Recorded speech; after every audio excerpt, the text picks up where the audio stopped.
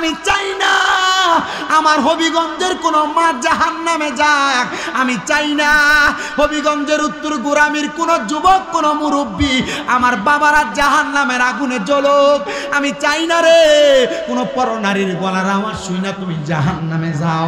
আব্বারে পরনারীর সঙ্গে যে কথা বলতেছ, মা বোনরা যে তোমার স্বামী বিদেশ রাইকা তুমি পরপুরুষের সঙ্গে কথা বলতেছ, আল্লাহর দোহাই লাগে মা, স্বামীর হক নষ্ট করার কারণে আল্লাহ তাআলার জাহান্নামের আগুন তোমারে এমন ভাবে জ্বালাইব পুরাইব, শরীরের যে অঙ্গগুলা পরপুরুষে তোমার দেখবে, কাপড় পরার সময় যে তুমি তোমার পেট বাহির করে করে হাঁটো, এমন পাতলা চিতলা কাপড় তুমি পরো তোমার কাপড়ের উপর দিয়ে তোমার শরীর দেখা যায়, এমন টাইট ফিটিং জামা কাপড় পরো মা তোমার কাপড়ের উপর দিয়ে তোমার শরীর অঙ্গভঙ্গি বোঝা যায়। মা গো মা, তোমার যে অঙ্গগুলা পর পুরুষ দেখবে প্রত্যেক অঙ্গে অঙ্গে শিক লাগায় লাগায় চামড়াগুলা টেনে টেনে চিরে ফেলা হবে। এ আব্বুজি রে, এ যুবক ভাই, এই জন্য তোমাদের কাছে বলি কোনো পরনারীর দিকে তাকায়ও না, মহিলারা কোনো পর পুরুষের দিকে তাকায়ও না। আমি যেই কথাটা আপনাদের কাছে আমি বলতেছিলাম রে বাবারা, হযরত মরিয়ম বলে যেই লোকটা এই বাইতুল মুকাদ্দাসের সুন্দরী মহিলাদেরকে টার্গেট করে করে দর্শন করত, তাদের ইজ্জত লুণ্ঠন করত, আমি হঠাৎ করে একদিন গোসল করে আমার ঘরে প্রবেশ করতেছি, এমন টাইমে আমি তাকে দেখলাম ওই কুচ্চা নামক পুরুষটা আমার ঘরের দরজায় এভাবে হাত দিয়ে দাঁড়ায় আছে। আমি প্রশ্ন করলাম রে কুচ্চা, তুই কেন আমার ঘরের দরজায় দাঁড়াইলি? আমারে বলতেছে তোমারে দেখতে বড় সুন্দর লাগে, মায়াবী লাগে। এই কথা বইলা সে আমার দিকে হাত বাড়াইতে লাগছে। আমি বলছি কুচ্চা, আমি জানি তোর চরিত্রের কথা, তুই মনে হয় আমারে হরণ করার জন্য, ভোগ করার জন্য আসছ। এ কুচ্চা রে, আমারে হরণ করার আগে তোর কাছে আমি মাপ চাই, 2 রাকাত নামাজ আমারে পড়ার লাগে সুযোগ দে। মহিলা ডাক দিয়া কয়, আমি জানি কোন মহিলা মানুষ যদি পরকীয়াতে লিপ্ত হইয়া যায়, পরপুরুষের সঙ্গে লিপ্ত হইয়া যায়, জেনা বেবিচারে লিপ্ত হইয়া যায় রে বাবা, জেনা বেবিচার যখন কোন মানুষ করে তখন তার ঈমান থাকে না, ঈমান থাকে না, ঈমান থাকে ঘরে বউ আছে আরেক বেডির লগে ফিরিত মারা।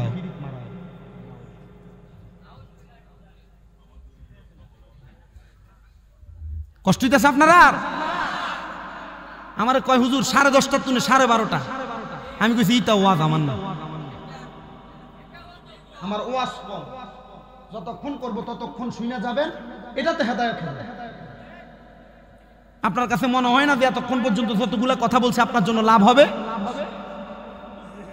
তাহলে একটা হাদিস শরীফ শুনুন, আল্লাহর হাবিব বলেন 3 সময় 3 প্রকার ব্যক্তির ঈমান থাকে না। আপনার কষ্ট দিছে? কয় সময়? 3 সময় 3 প্রকার ব্যক্তির ঈমান থাকে না। 1 নাম্বার, কোন পুরুষ অথবা কোন নারী যখন জেনা করে, জেনা করার সময় তার ঈমান থাকে না, যতক্ষণ না পর্যন্ত সে কালেমা না পড়ে ততক্ষণ তার ঈমান ফিরে আসে না।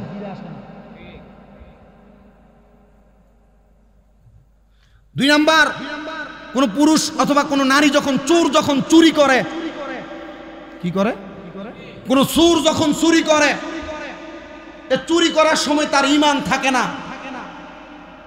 যতক্ষণ না কালিমা পড়ে সেই ব্যক্তি ঈমান গ্রহণ করে। 3 নাম্বার, কোন নেশাখোর যখন নেশা করে তখন তার ঈমান থাকে না। নেশা করে, মদ খান, গাঁজা খান, ইয়াবা ট্যাবলেট খান, এটা খায় আপনারা যারা নেশা করতেছেন আপনার ঈমান থাকবে না। তো নেশা, আপনার কাছে কি মনে হয় নেশাখোর যখন নেশা করে এরপর সে কালেমা পড়ে?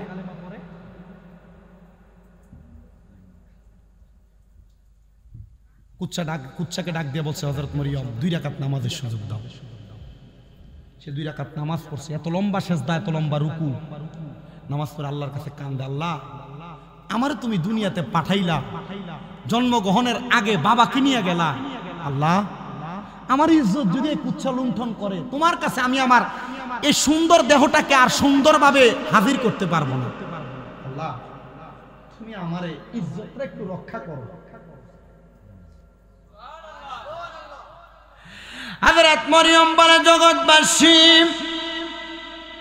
তোমার গায়ে যদি কলঙ্কের দাগ লাগাইয়া দেয়, আমি আল্লাহ তাআলার কলঙ্ক হয়ে যাবে। জিবরাইল আলাইহিস সালাম হযরতে মরিয়মের ঘরের সামনে দাঁড়ায়া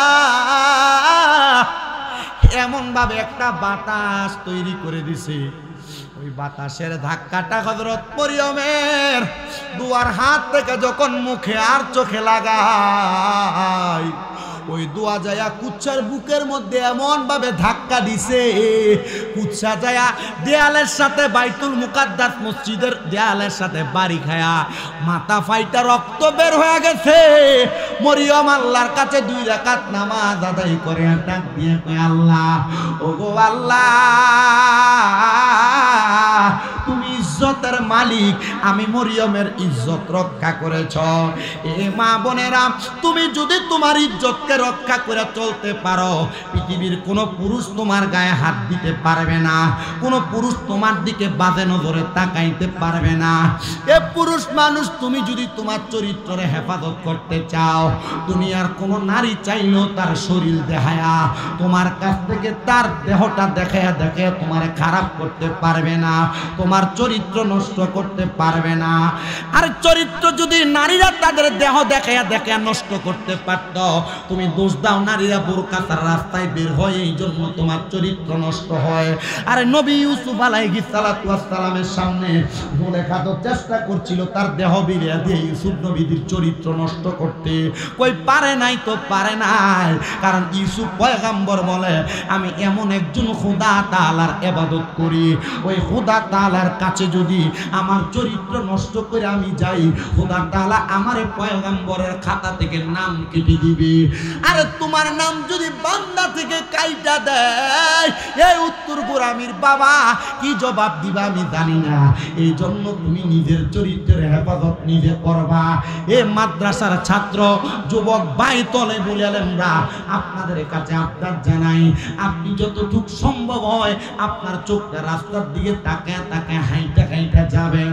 যদি আপনার লজিং বাড়িরও কোনো মহিলা ডাক দেয় কথা শোনার জন্য, তার কথা শুনে আপনি হেঁটে চলে যাবেন। আবার যুগ তো ভালো না, ভালো না, যদি কথা না শুনে লজিং বাদ দিয়া দিবে, যদি কথা না শুনে বাদে কথা বলবে। আবার আপনার কাজগুলা যদি মাইনা মাইনা চলেন, তাহলে আপনি নাজাত প্রাপ্তের অন্তর্ভুক্ত হয়ে যাবেন। ও মুসলমান ইমানদারেরা, ও নবীর উম্মতের দলেরা, এবার পয়গম্বরের আম্মা জান মরিয়ম বলে, আমার চরিত্রের হেফাজত তো আমার আল্লাহ করলো। আল্লাহ আমারে জানে দেয় রে মরিয়ম, তুমি মানুষের কাছে এবার ইসলামের দাওয়াত দাও। আরে বাবা, ইসলামের দাওয়াত শুধু পুরুষ মানুষ আমরাই দিই না, হযরত মরিয়ম ইসলামের দাওয়াত দিয়েছে। এত সুন্দর করে দাওয়াত দেয় মানুষ মরিয়ম রে বলে, মরিয়ম তুমি কোন খোদার ইবাদত করো? কে এই খোদা? বলে তোমাদেরকে সৃষ্টি করেছে যিনি, তিনি খোদা। তারা বলে আমরা তো আমাদের মায়ের গর্ভ থেকে আসছে, আমাদের বাবার মাধ্যমে, তো খোদা কেমনে বানাইলো? বলে না রে না, তোমাদের কথা মিথ্যা, মা বাবার মিলামেশা তো দুনিয়াতে স্বাভাবিক, কিন্তু আমার আল্লাহ না চাইলে কোনো সন্তান দুনিয়াতে আসবে না, কোনো মানুষ দুনিয়াতে সৃষ্টি হবে না। হযরত মরিয়মের এই কথাটাকে ইহুদিরা বরদাস্ত করলেন না। তারা বলেন তোমার এই কথা আমরা মানি না। আল্লাহ কই মরিয়ম ধৈর্য ধারণ করো, ইন্নাল্লাহা মা'আস সাবিরিন, নিশ্চয়ই ধৈর্য ধারণকারীর সাথে আমি আল্লাহ বিরাজমান। আল্লাহ গো ধৈর্য ধারণ করলাম, তারা আমারে বাজে মন্তব্য করে। আমার আল্লাহ তাআলা মরিয়মের গর্ভের মধ্যে সন্তান দান করছে, কেমনে জানেননি? আল্লাহ তাআলা হযরতে জিবরাইলকে পাঠায় মরিয়মের ঘরের দরজায়, আর ডাক দিয়ে কই, মরিয়ম তুমি তোমার জবানটাকে একটু হা করো। হযরত মরিয়ম যখন হা করলেন, জিবরাইল মরিয়মের মুখের মধ্যে একটা ফু দিলেন, মারহাবা বলেন। ফুটা দেওয়ার পরে হযরতে মরিয়মের গর্ভের মধ্যে সন্তান আসলো। মরিয়মের কোনো স্বামী নাই, কিন্তু গর্ভের সন্তান। বর্তমান জামানায় কোনো মহিলার যদি বিবাহ না হয়, গর্ভের সন্তান থাকে, মানুষ বলবে কে রে সন্তানের বাবা, তার মানে সন্তানটা জারজ। ওই ইহুদিরও হযরতে মরিয়মের গর্ভ নিয়ে বাজে বাজে মন্তব্য করে। মরিয়ম কয়, আল্লাহ আল্লাহ নিজের চরিত্র নিয়ে এমন বাজে বাজে মন্তব্য আমার কাছে ভালো লাগে না। ওগো আল্লাহ আপনি চাইলে আমাকে হেফাজত করতে পারেন। আল্লাহ কই মরিয়ম, ও মরিয়ম কোনো চিন্তাগ্রস্ত হয় না, আমি আল্লাহ তাআলা তোমার ইজ্জতের হেফাজতকারী। এবার আপনারা বলেন ইজ্জতের হেফাজতকারী একজন তিনি কি? বলে তুমি তো মালিকুল কাদির, আরে বানাও কত বাদেশারে ফকির, এসব তোমার কুদরতেরই দান। আল্লাহ পরওয়ার গুনাহ খাতা মাফ করো আমার, বলেন গুনাহ খাতা। আল্লাহ পরওয়ার গুনাহ খাতা, আমরা না যাই না কইরাছি গুনাহ, যাই না গুনাহ করছেন, ভুলে ভুলে গুনাহ হইছে না, একটু বলেন না। আমরা না যাই না কইরাছি গুনাহ, মাফ কইরা দাও সাইরা আব্বানা, তুমি সারা কে আছে আমার, বলেন তুমি সারা কে আছে আমার। হায়রে তুমি যদি মাফ না করো যাইব আমরা কারো দ্বারে, দয়া কইরা ক্ষমা করেন দান। আল্লাহ পরওয়ার গুনাহ খাতা মাফ করো আমার, বলেন গুনাহ খাতা। আল্লাহ পরওয়ার গুনাহ খাতা।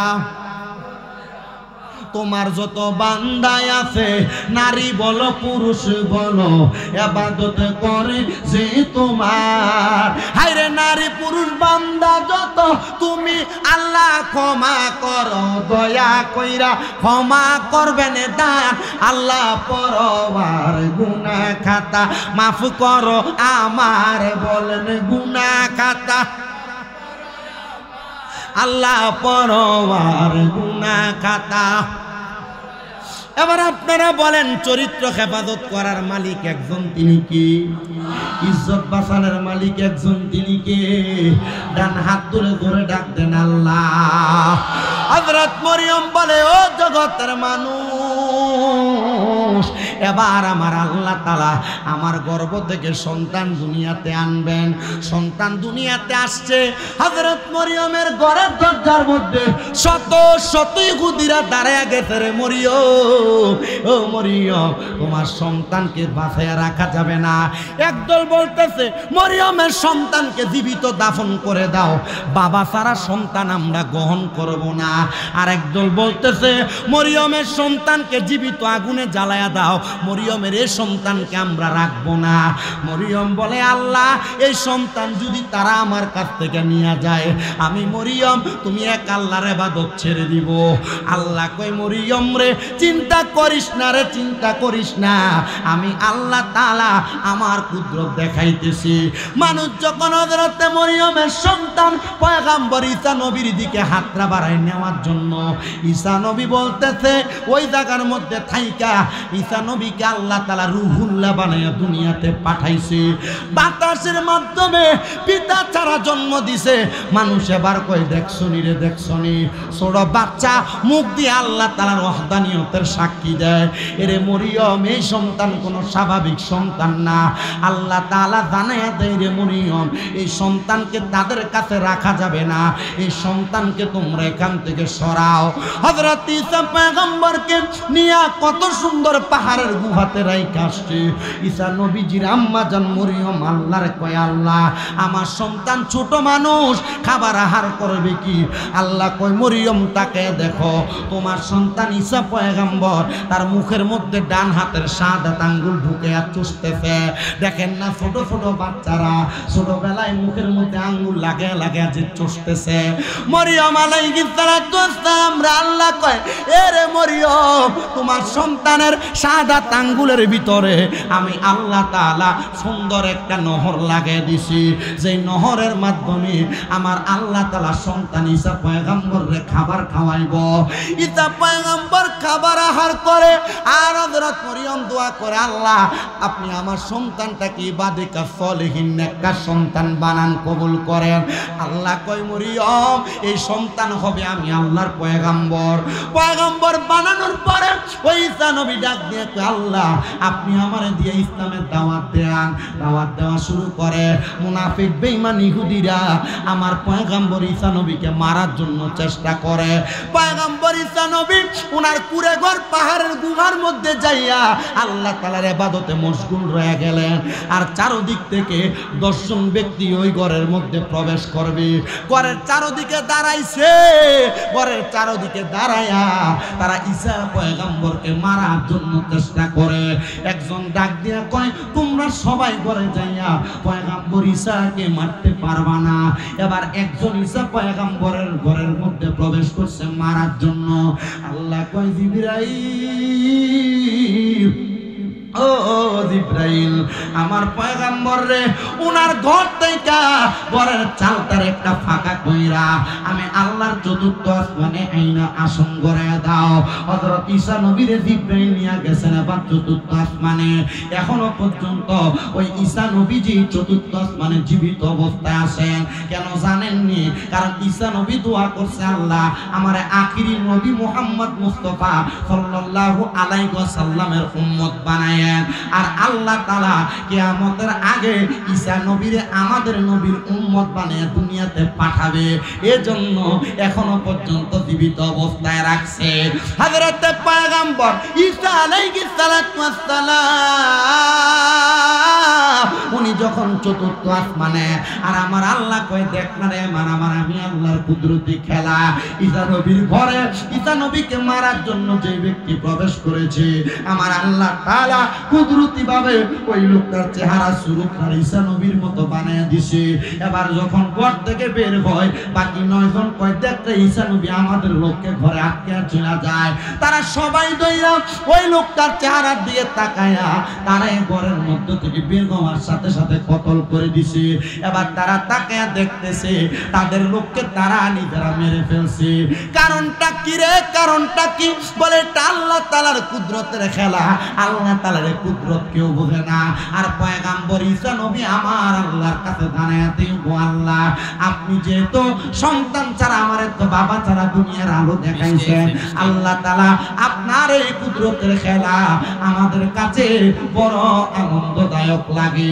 এবার আপনারা বলেন আপনারা সবাই আল্লাহর কুদরত এবং আল্লাহর সব কুদরতের উপর খুশি না বেজার? তো খুশি হইয়া থাকলে বৃষ্টি আইছে যায় কি লেগে বেটা সামনের দিকে আসুন সবাই একটু মহাব্বতে আসেন আর বলেন মাওলা তুই রে তুই আওয়ালে আখেরে মাওলা তুই রে তুই মাওলা তুই রে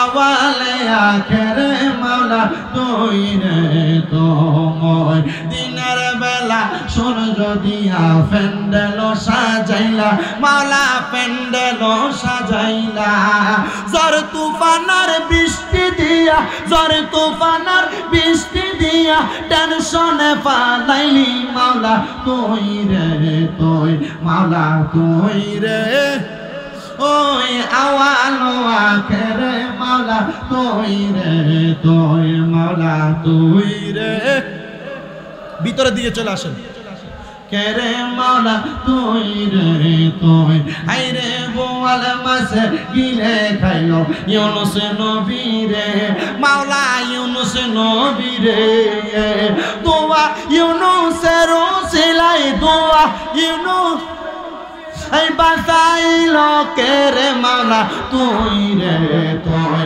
মাওলা তুই রে তুই আওয়ালে আখেরে মাওলা এ তুই মাওলা তুই রে তুই আওয়ালে আখেরে আরে নমরুদেরা গুনে দিলা ইব্রাহিম নবীরে মাওলা ইব্রাহিম নবীরে আগুনে করলা ফুল বাগিচা আগুনে হইল আগুনে হইল ফুল করলো সেটা কেরে মাওলা তুই রে তুই মাওলা তুই রে তুই আওয়ালো আখেরে তুই রে তুই মাওলা তুই রে আওয়ালে আখেরে মাওলা পয়গম্বর ঈসা নবী কয় আল্লাহ আমারে যেহেতু আপনি বাবা ছাড়া দুনিয়াতে পাঠাইলেন, আমাকে যেহেতু আপনি বাবার মুখ দেখান নাই, মার মুখ দেখায় আদর থেকে বঞ্চিত করছেন, আল্লাহ এটার বদৌলতে আমি পয়গম্বর ঈসা নবীরে আখিরি নবীর উম্মত বানান। আমি জানি রে ওই পয়গম্বর ঈসা নবীর মতো অনেক সন্তান আপনারা বসে গেছেন যাদের দুনিয়াতে আব্বা নাই, অনেক সন্তান বসে গেছেন যাদের মা নাই। যে পয়গম্বর ঈসা নবী মায়ের আদর পায় নাই, পাহাড়ের গুহার মধ্যে বসবাস করেছে। অনেক সন্তান আজকে জান্নাতের বাগানে বসছেন, কিন্তু আপনারা আপনাদের মা বাবার মনে কষ্ট দিছেন। যদি নবী হইয়া পয়গম্বর হইয়া মা এবং বাবার কষ্ট বুঝতে পারে, আমরা তো ওই পয়গম্বরদের গোলামের গোলামের গোলাম, আমরা কেন মা বাবার কষ্ট বুঝবো না? আমার কাছে বড় কষ্ট লাগে সন্তানেরা তাদের বাবা মায়ের কষ্ট বুঝতে চায় না, তারা তাদের মা বাবার কলিজাতে আঘাত দেয়, তারা তাদের মা বাপরে খানা দিতে চায় না, মা বাপরে বাদ দিতে চায় না। অনেক সন্তান আছে যারা এলাকার মধ্যে লম্বা কথা বলে, কিন্তু তারা তাদের মা বাপরে জুদা করে দিছে। এলাকাতে মা বাপরে খাওয়ার দেওয়া নিয়ে এলাকাতে বিচার হয়, দরবার হয়, মেল বৈঠক হয়। এর সন্তান কেউ যদি এমন থাকো মা বাপরে বাদ দেও না, স্বামী মা ফিরে আসতো, যা যা যা চইলা যা, তোর মতো শ্রোতার আমার দরকার নাই। কারণ মা বাবার মনে কষ্ট দিয়া কোন খোদারে খুশি করার জন্য ওয়াদে আনছো, ওই খোদা তো তোমার প্রতি খুশি হবে না। আরে অনেক সন্তানেরা জান্নাতের বাগান মাহফিলে বসছে, যাদের বাবা কবরে, তারা তাদের বাবার আদর পায় না। ওই আব্বাজান বড় কষ্ট করে সন্তানটারে মানুষের মতো মানুষ বানাইছে। ওই আব্বা রোদের মধ্যে পুইরা, মেঘের মধ্যে ভিজা, উঠোয়া উঠোয়া খেতে খামারে কাজ কইরা, রক্তরে পানি বানাইয়া তুমি সন্তানকে মানুষ করছি। আজকে ওই বাবা কবরের বাসিন্দা, এ সন্তান ওই বাবা যে কবরে শুয়া রইছে, ওই বাবার কবরের অবস্থা তুমি জানো না। আব্বা সিরা লুঙ্গিরা পড়তো, তুমি সন্তানদের নতুন জামা কাপড় কিনা দিত। এখন আব্বা কবরে কেমন আছে জানো না? ঈদের দিন চলে যায়, বাবার একটা 500 টাকা দিয়ে কিনা লুঙ্গি পরাইতে পারো না বাবা কবরে। ভালোবাসি তোমায় বাবা, বুকটা যে যাইছি রে, তোমার কথা হৃদয় মাঝে পড়ছে বারে বারে। বাবা তুমি কেমন আছো ছোট মাটির ঘরে, তোমার কথা হৃদয় মাঝে পড়ছে বারে বারে। বাবা গো ও বাবা, বাবা গো ও বাবা, বাবা গো ও বাবা, বাবা গো ও বাবা। দরজাটা খুলতে খেয়ে যাই ধোকা, বাবা বুঝি বলছে এলে নাকি খোকা। বুকের ভিতরটা নড়চড়ে ওঠে, সবাই আছে শুধু বাবা নেই, শুধু বাবা নেই। আগে কোনো অন্যায় করলে বাবা ধমক দিয়ে রাস্তা থেকে নিয়ে যাইতো, এখন অন্যায় করার পরে কাউরে পাওয়া যায় না। কেউ যদি 10 জন জুড়ে রাস্তাতে মারামারি করে কেউ ডাক দেয় না, আগে ধমক দিয়া বাবা বাড়িতে নিয়ে যাইতো, এখন বাবা কবরে। এ সন্তান আমি জানি না কোন সন্তান জানি মাহফিলে বসছো মা বাপরে ভাত দাও না।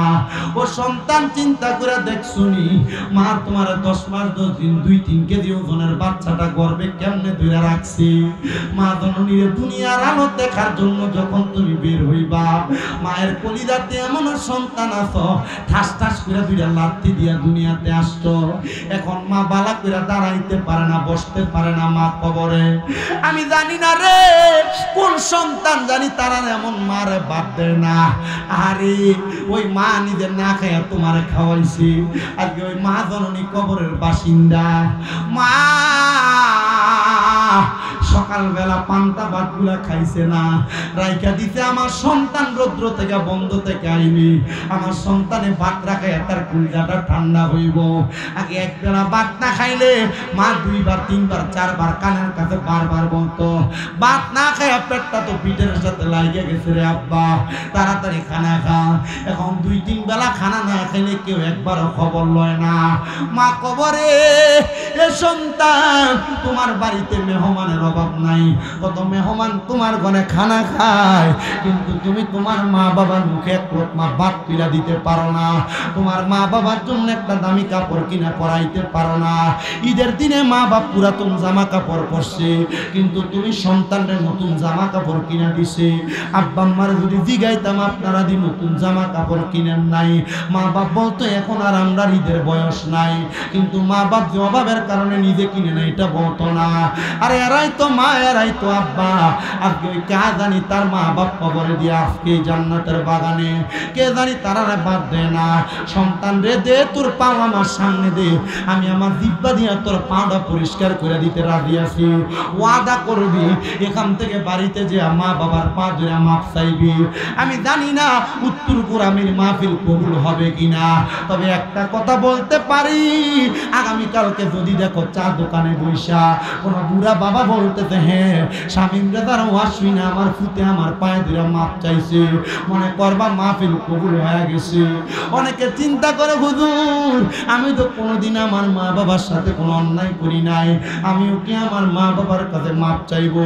আমি বলবো রে সন্তান, হ্যাঁ হ্যাঁ তুমি তোমার মা বাবার কাছে মাপ চাইবা। মা বাবার পায়ে ধরলে দাম কমে না, সম্মান কমে না, ইজ্জত কমে না। আপনারা বলেন মা বাবার পায়ের কাছে সন্তান ছোট হইলে ওই সন্তানকে জগতের কাছে বড় বানায় একজন তিনি কি? আরে আমিও তো আমার মা বাবার পায়ের মধ্যে চুমা দেওয়ার কারণে আল্লাহ বক্তা বানাইছে, আমার হুজুর বানাইছে। আমি জানি আমি এলেম কালামওয়ালা মানুষ না, কিন্তু আমার আল্লাহ তাআলা আমার মা বাবার দোয়ার বরকতে আমার হুজুর বানায়া ওয়াজের প্যান্ডেলে বসে আপনাদেরকে ওয়াজ শোনাইতেছে। আইরে সন্তান, তোমরা তোমাদের মা বাবার পায়ে ধরে মাপ চাইবা কিনা জানি না, কিন্তু যারা আব্বা নাই তারার দিকে একটু তাকিয়ে দেখো। ওই সন্তান চিন্তা করে, হুজুর যারা বাড়িতে বাবা আছে তারা বাড়িতে যায় বাবার পায়ে ধরে ধরে মাপ চাইবো, আমার তো আব্বা নাই, আমি কার পায়ে ধরে মাপ চাইবো? যারা মা নাই তারা চিন্তা করে, হুজুর যারা বাড়িতে মা আছে তারা বাড়িতে যায় মার পায়ে ধরে মাপ চাইবো, আমার তো মা নাই, আমি কার পায়ে ধরে মাপ চাইবো?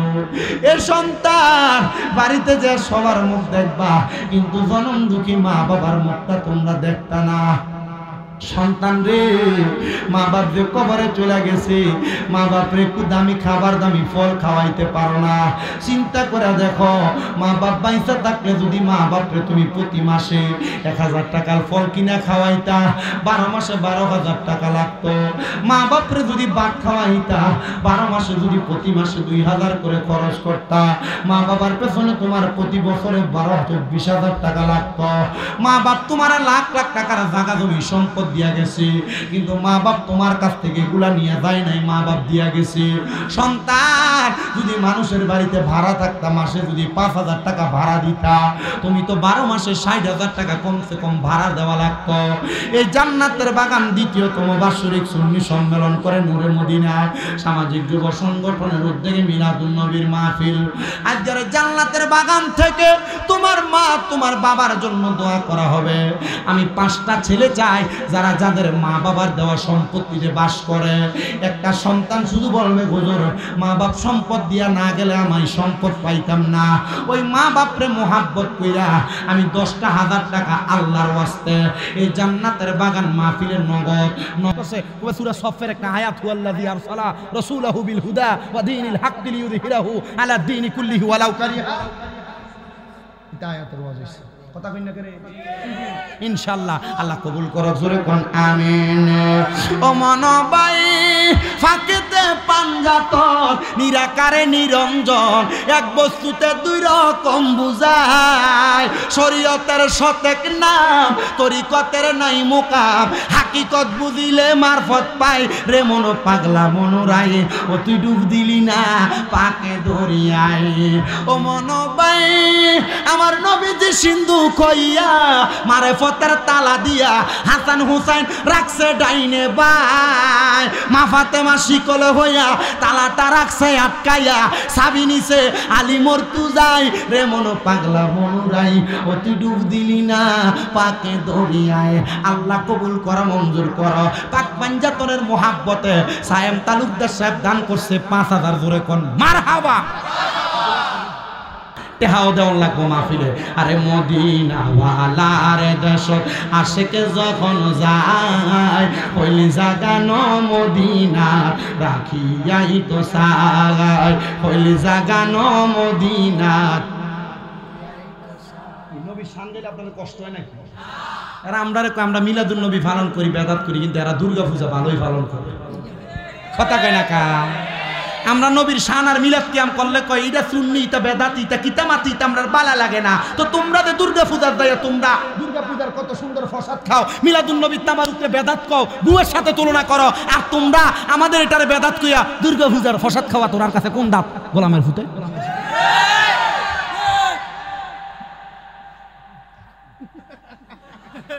তোর বিচার আল্লাহ করে নবীর শান চলবে নবীর শান একটু মোহাব্বতে কোনা কইলি জাগানো মদিনা রাখিয়াই তো সাগায় কইলি জাগানো আরে হইতে ন পারে তারাও যারা আসিলি মদিনায় হইত ন পারে তারাও যারা আসিলি মদিনায় মদিনা সায়াইলো নাকি সায়াইলো জান্নাত মদিনা সায়াইলো নাকি সায়াইলো জান্নাত খোদার দুনিয়া তার সাইবার কিছু নাই খোদার দুনিয়া তার সাইবার কিছু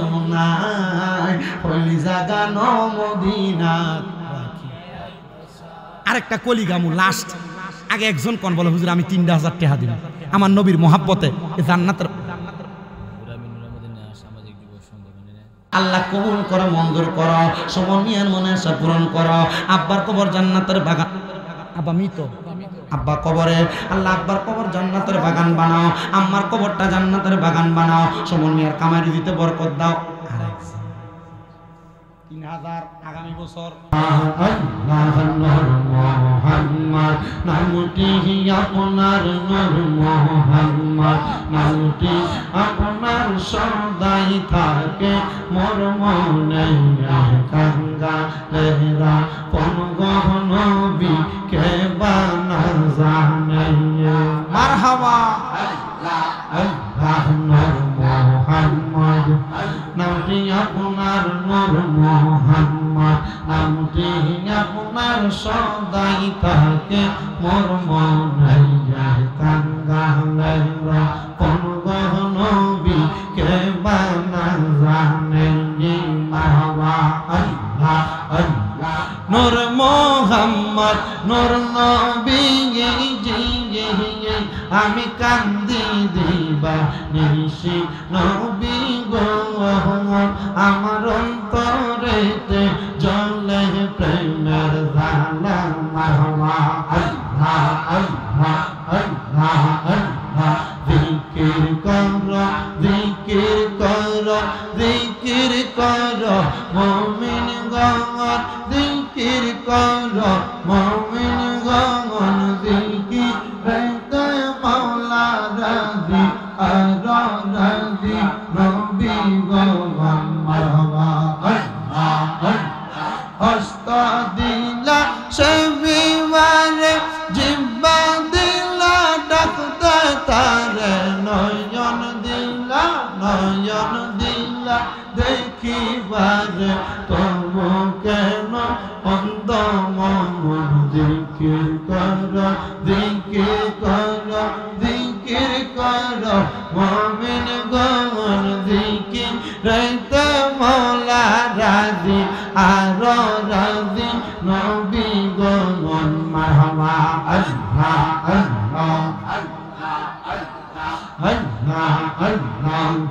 আমার পৌরায়ঙ্গ দেখাই কারে গো আমি যার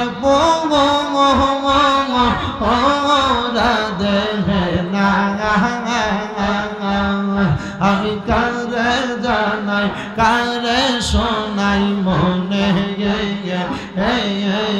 যন্ত্রণা মারহাবা আল্লাহ আমার মুর্শিদ রে কই পাব মুর্শিদ মুর্শিদা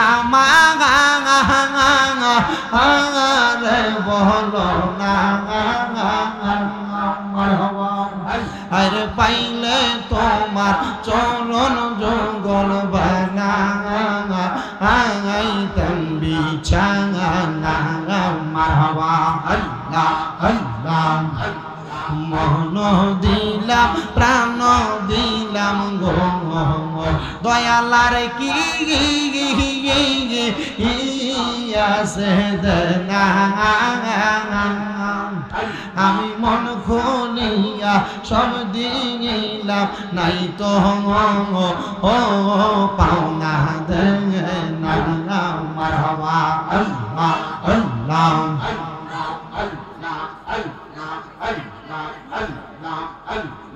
আমার অন্তর কাফে ডরে গো আমার অন্তর কাফে ডরে গো আমি মইরা গেলে মাটি দিও আমার মুর্শিদের দরবারে মারহাবা আমার অন্তর কাফে ডরে গো আমার অন্তর কাফে ডরে গো আমি মইরা গেলে মাটি দিও আমার মুর্শিদের দরবারে মারহাবা আল্লাহ আল্লাহ আল্লাহ আল্লাহ আল্লাহ মুর্শিদ চরণ অমূল্য দান মুর্শিদ চরণ অমূল্য দান ঘোষণা হয় কোরআনে আমি মইরা গেলে মাটি দিও আমার মুর্শিদের দরবারে মারহাবা আল্লাহ আল্লাহ আল্লাহ আল্লাহ আল্লাহ আল্লাহ আল্লাহ আল্লাহ আল্লাহ আল্লাহ আল্লাহ আল্লাহ আল্লাহ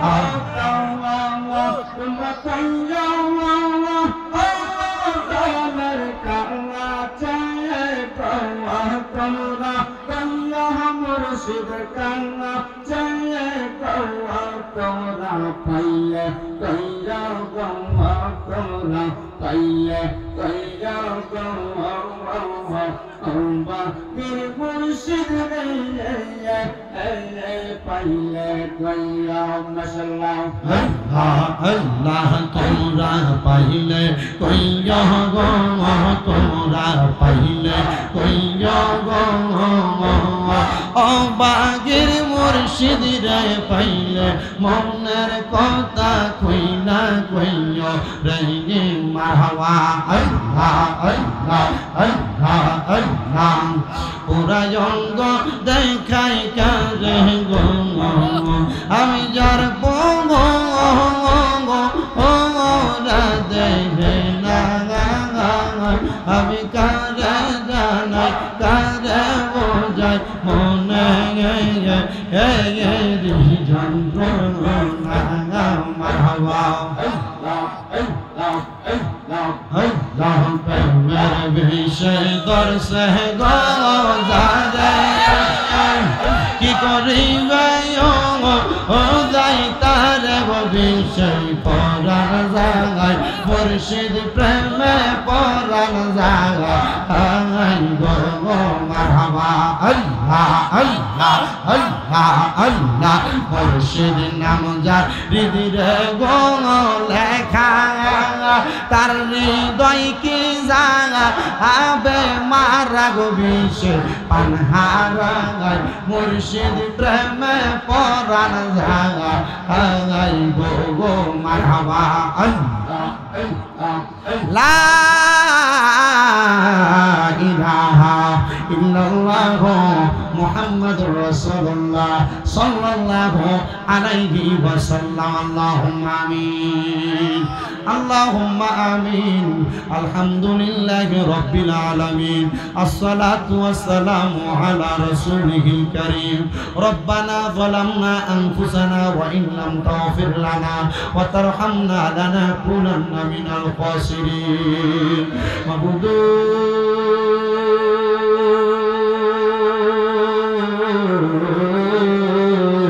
মাবুদু ও দয়াল আল্লাহ, আপনি কি আসমানে না জমিনে না পাহাড়ে না দরিয়ায় রে আল্লাহ, এ গত জীবনে আপনার কত তালাশ করলাম সন্ধান পাইলাম না আল্লাহ। বহু সন্ধানের পরে এই হবিগঞ্জ জেলার অন্তর্গত উত্তর গোরামি সৈয়দ নাসিরউদ্দিন সিপাহসালা রহমতুল্লাহ আলাইহি জামে মসজিদ মাঠ প্রাঙ্গণে পবিত্র ঈদে মিলাদুন নবী উপলক্ষে নূরে মদিনা সামাজিক যুব সংগঠনের উদ্যোগে দ্বিতীয় বার্ষিক সুন্নি মহাসম্মেলন সাজাইয়া আমার সঙ্গে এলাকার ওলামায়ে কেরাম, দাড়ি পাকা মুরব্বী বাবারা, যুবক নওজোয়ান ভাইয়েরা, ছোট ছোট মাসুম বাচ্চারা, পর্দার অন্তরালের আমার কত মা বোনেরা হাত বাড়াইছে আল্লাহ। যার হাত তোমার দরবারে মায়ার আগে পছন্দ হয়, ওই হাতের উসিলায় আমরা প্রত্যেকের জীবনের গুনাহ মাফ কইরা আমরা রে বেগুনাহ মাসুম বান্দা বানায়া দাও। তুমি তো অন্তর্যামী রে আল্লাহ, ওই আমরা হইলাম ফানা, আমরা সুখে কিনা দুঃখে ডাকি গো ও আল্লাহ, যাই না কি জানো না রে আল্লাহ, করো আল্লাহ জাগা লয় তোমার মনে।